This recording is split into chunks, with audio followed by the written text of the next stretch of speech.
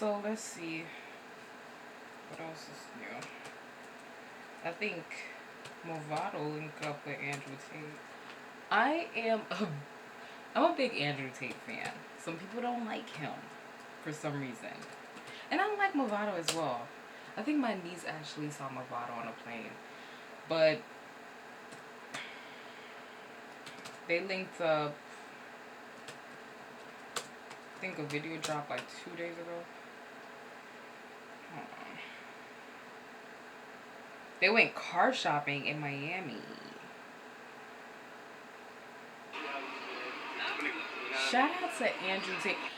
Big up Mavado. Mavado, you know you're a freaking legend. Shout out to AndrewTate. Alright guys, we got the rules here, man. Rules calling. I want to see them together. No, lie, guys. I want to see that they actually link up.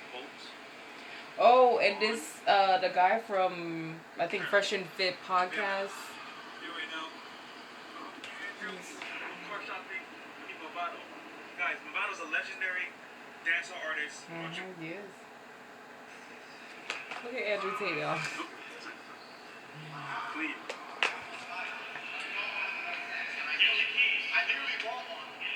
Where's Mavado?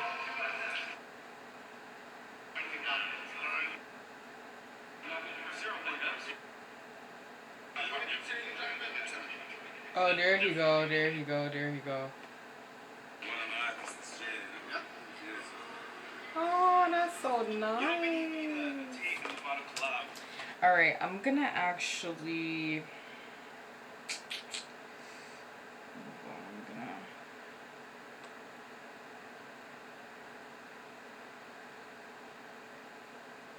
Let me see what else is new.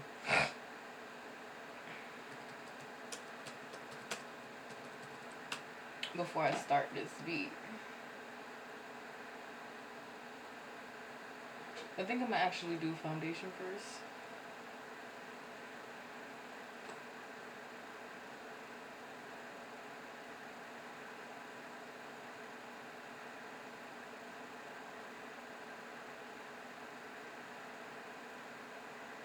Oh, let me look up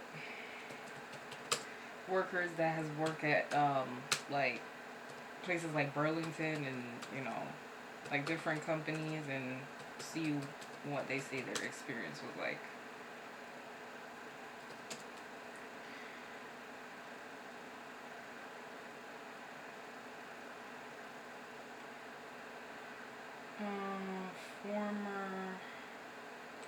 I like Burlington, but I don't really shop there too often.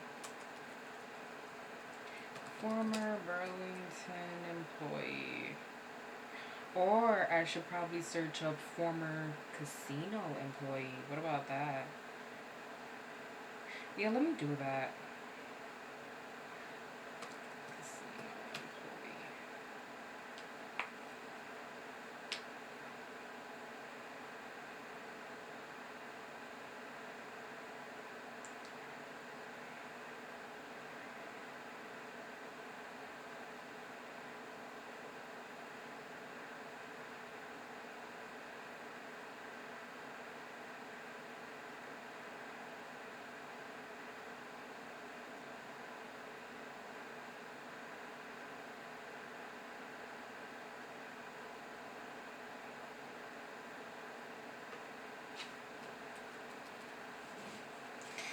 Motherfuckers using my information and stuff. You'd be surprised how much motherfuckers use your goddamn information, y'all. A complete AI creation platform made for anyone.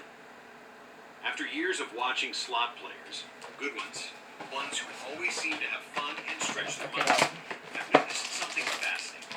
They all avoid the same 7 types of machines, not because they're superstitious, but because they know something most players don't. And before you think this is about beating the system or some gambling secret, it's not. This is about playing smarter, so your entertainment dollar lasts longer and you have more fun. The casinos design certain machines to be attractive, exciting, and irresistible, but experienced players walk right past them. Why? Because they understand something about how these machines work that changes everything. Today, I'm going to show you exactly which 7 types of slot machines the pros avoid, and more importantly, why. By the end of this video, you'll know how to spot these machines from across the casino floor, and you'll understand the simple math that makes all the difference. This isn't about being scared to play. It's about being informed so you can make better choices and have more fun with your money. Let's dive in. Machine type number 1, airport and convenience store slots. Let's start with the machines that even casual players have heard warnings about. Airport slots and convenience store machines. Here's what most people don't know. These aren't just slightly worse than casino slots. The difference is dramatic, and the math will surprise you. When you're at a major casino, slot machines typically pay back somewhere between 90% and 97% of what's put into them over time. That's called the RTP, return to player. It's the percentage that comes back to all players combined over thousands and thousands. Oh my god, I of spins. watched a But here's where it gets interesting. tutorial of the Airport scarves slots typically because I've offer always a tried lower like return-to-player rate I always than their wanted to know how them casino-situated scarves be laying down so counterparts. goddamn Why? flat. So Because there's they this have trick where a you put like a captive clip or audience. some You're waiting for a ear flight, pins you've got time to kill, and there under and aren't then other like you casinos nearby to flip compete it. with. Think about it from a business perspective. A casino on the Las Vegas Strip has to compete with dozens of other casinos within walking distance. If their slots are too tight, players go next door. This is actually a foundation. You can't exactly walk to another Prolux airport. foundation that's from I Dollar talked to Store. a It's in retired the shade slot attendant buff. who worked at both airport locations and major casinos. She told me something that opened my eyes. But I'll share that story in just a minute when we talk about progressive jackpots. The same logic applies to convenience stores, gas stations, and bars. These aren't destination gambling locations. They're impulse gambling. You're there for something else. Cigarettes, gas, a drink. And the machine is just sitting there tempting you. Now, does this What mean y'all you'll think never about win on gambling? these machines? Of course not. Someone wins every day. But your entertainment dollar won't last as long. Can y'all see what's That's going what on? smart players care about. You know it's so Pro fucking player weird. move. If you're at the airport with 30 minutes before your flight, experienced players skip the slots and grab a nice meal or a magazine instead. Save your gambling budget for the real casino where the competition keeps the payout rates better. Let me know in the comments. Have you ever played an airport or bar slot just to pass time? And did you notice how fast your money disappeared? Machine type number 2, progressive jackpot machines. Now we get to a controversial one, progressive jackpot machines. These are the ones with the big digital displays showing jackpots climbing into the hundreds of thousands or even millions. Before you think, I'm saying never play these, hold on. There's more to this story, and understanding it will change how you think about these machines entirely. Progressive jackpots work by taking a small percentage of every bet from every player and adding it to a growing jackpot. Sounds great, right? Someone's going to win that money eventually. But here's what the flashing lights don't tell you. Because of the extra contribution to the jackpot funds, progressive slots tend to have slightly lower return-to-player percentages. In other words, to build that massive jackpot, the machine has to pay out less on regular spins. Let me put this in real terms. Say you've got $100 to play with today. On a regular slot machine with a 95% RTP, you might get enough spins and small wins to play for 2 or 3 hours. On a progressive jackpot machine with a 92% RTP, that same $100 might only last you an hour and a half. Now here's where it gets really interesting, and this is what that slot attendant told me. The bigger the jackpot grows, the lower the odds of winning it become. It's not like the lottery where bigger prizes are due. The math doesn't work that way. So, should you never play progressive jackpots? Here's my honest answer. If that big jackpot is what makes gambling exciting for you, and you understand you're paying for that dream with lower regular payouts, then play them and enjoy. There's nothing wrong with that choice once you make it with your eyes open. But experienced players who want their money to last longer, they stick to regular machines because they know they'll get more playing time for their dollar. Little break for Would you rather chase gushers. a $1 million jackpot or double your playtime on a smaller machine? Pro player move. If you love progressives, standalone progressives offer better odds with smaller jackpots, while wide area progressives offer the potential for enormous wins, albeit with lower chances. The small standalone progressives I'm not going to do my brows. You get the excitement Not of yet. a growing jackpot without sacrificing as much on the regular spins. Machine type number 3. Machines right by the casino entrance. Let's talk about location. Location, location. Because where a machine sits in the casino tells you a lot about how it's programmed. Walk into any major casino, you'll see rows of flashing, exciting-looking machines right near the entrance. They're loud, they're bright, and they seem to be paying out constantly. But experienced players walk right past them. Why? Because those machines are designed to be attractive to people just walking by. Think about the casino's strategy for a moment. They want people walking through the lobby or the shopping areas to hear slot machines paying out. It creates excitement, draws people in, makes them think, wow, people are winning here. But here's the thing, those machines near the entrances and high traffic areas don't need to pay out as much overall because they're getting constant play from passersby. They're not competing for loyal players. They're catching impulse players. A casino host once told me something off the record, and this changed how I look at slot machine placement forever. The machines that pay the best, the ones with better RTPs, are usually placed deeper in the casino, in quieter areas where they need to attract and keep regular players. Think about it. If you're a casino, you want your regular players to feel like they're getting good value. So you place the better machines in the spots where regulars like to play.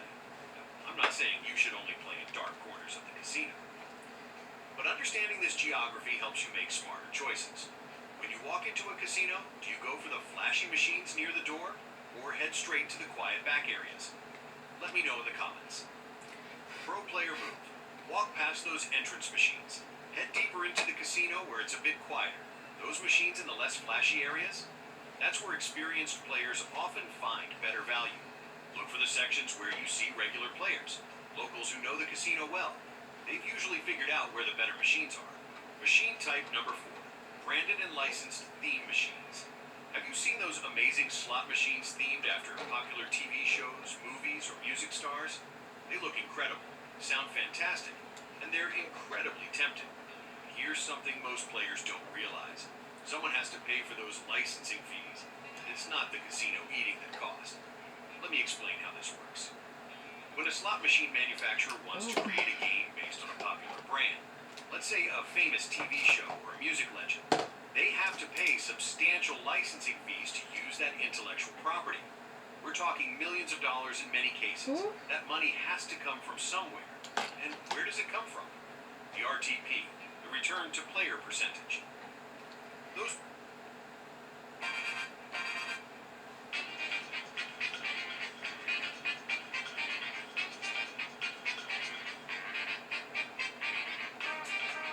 I'm trying to make this look different, but I don't know.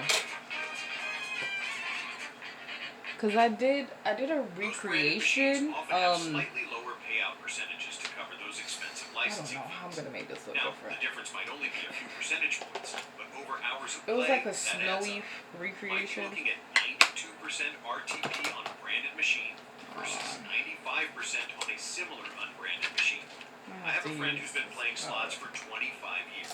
She calls these pretty tax machines. You're paying extra for the fancy theme and exciting graphics. Does this mean they're bad machines? Not at all. If you love that TV show or that music, and the theme makes the experience more fun for you, then that's absolutely worth it. Entertainment value is what matters. But if your goal is to make your money last as long as possible, experienced players often skip the big-name branded machines and look for quality non-branded games that don't have to pay those licensing fees. Be honest, have you ever picked a slot just because it had your favorite TV show or musician on it? Pro player move. If you really want to try that branded machine because it looks fun, set aside a small portion of your budget just for that, maybe $20 or $30. Enjoy the theme, have fun with it, but do most of your serious playing on machines without the celebrity surcharge. Machine type number 5, penny slots, despite what you might think. Now this one surprises a lot of people. Penny slots seem like the perfect choice. Low risk, right? You can play forever on a small budget, can't you? Not exactly, and here's why experienced players are often cautious about them. First, let's talk about how modern penny slots actually work. They're called penny slots, but you're rarely betting just one penny. Most penny slots require you to bet on multiple lines, often 25, 50, even 100 lines at once. So what feels like a small bet is actually much larger than you think. You sit down thinking, I'll just play a penny per line on 50 lines. That's only 50 cents a spin. But then you realize the game requires 2 credits per line. So now you're betting $1 per spin. That's not penny slots. That's dollar slots disguised as penny slots. Let me share a real example from someone I know. My neighbor used to love penny slots. She'd sit down with $50 thinking she'd play for hours. She was confused why her money disappeared so fast. When we looked at the machine together, she was actually betting $2 per spin without realizing it. This is it. At that rate,